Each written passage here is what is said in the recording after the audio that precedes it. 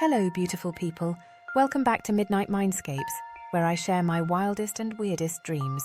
The holidays are meant to be filled with joy and warmth, but sometimes, beneath the glow of Christmas lights, hidden tensions start to surface.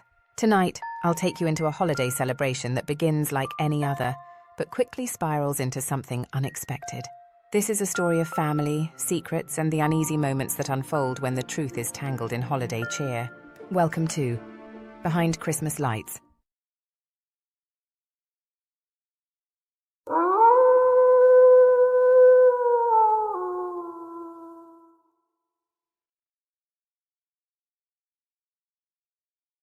It was Christmas time, and the air was filled with the scent of pine and freshly baked cookies.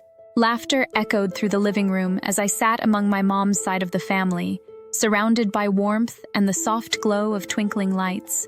We exchanged presents, each gift wrapped with love and anticipation, and shared stories that danced in the air like snowflakes. Amidst the festive cheer, my cousin and I found ourselves embroiled in a playful argument.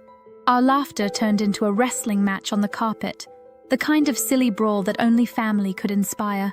I managed to pin him down, but soon enough his giggles faded and he squirmed free, claiming defeat with a mock sigh of exasperation.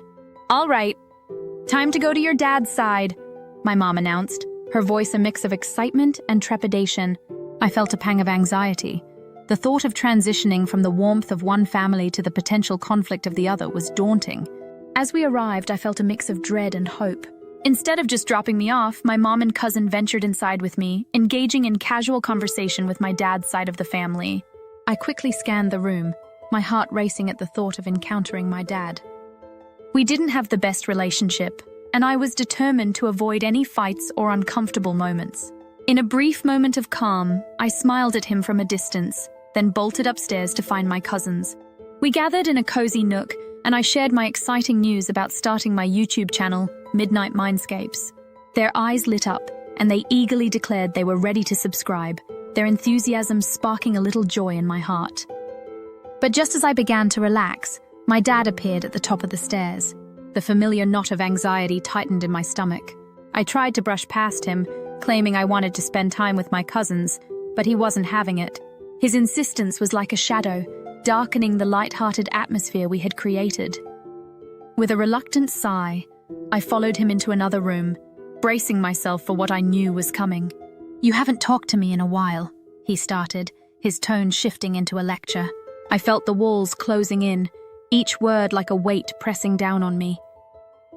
"That's exactly why I was avoiding you," I replied, my voice barely above a whisper.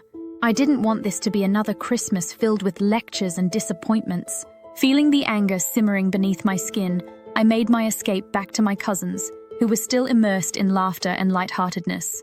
But I could feel the tension radiating from my dad. I just wanted a Christmas where family meant joy, not arguments. After that, it was time to leave. I went outside, searching for my mom's car, and soon spotted her pulling up. As I made my way toward her, a sharp crack echoed through the night, the unmistakable sound of a gunshot. My heart skipped a beat. I froze, instinctively crouching behind a nearby car. I scanned the area and saw someone across the street lying motionless on the ground. Panic seized me, but I couldn't just leave them. Keeping low, I edged closer, staying behind the cover of parked cars. When I reached them, I realized they'd been shot, but it wasn't fatal. Relief washed over me, but I knew I had to get away. The last thing I wanted was to be caught in more gunfire. I hurried down an alley, putting distance between myself and the chaos. As I rounded the corner, I glanced back and saw my dad.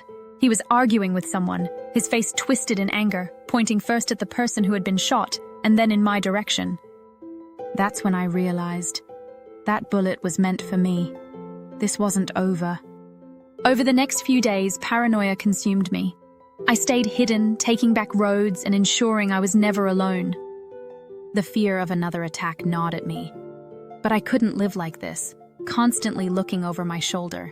I needed to confront the shooter and end it once and for all. After some digging, I found her. She was a notorious troublemaker in the neighborhood, known for handling dirty jobs. I gathered a group of my friends and we set out to find her. But before we reached her house, we crossed paths in the street. My pulse raced, but I forced myself to stand my ground. From a distance, I called out, "Why are you trying to kill me?" She shrugged, almost bored with the whole thing. "Some guy offered me $200 to do it." I blinked. $200? Seriously? "Yeah, but I'm kinda over it now," she replied, uninterested. A crazy thought crossed my mind. "I'll give you $250 if you stop." She raised an eyebrow. "Sure, whatever." I handed her the money, and just like that, it was over. No more hiding, no more fear. My heart, still pounding from the tension, began to slow down, and for the first time in days, I felt my shoulders relax. I breathed in the cold night air, feeling lighter with every step I took away from her. I couldn't believe how quickly things had resolved, just in time for New Year's. Thank you for joining my Midnight Mindscapes. Till we dream again.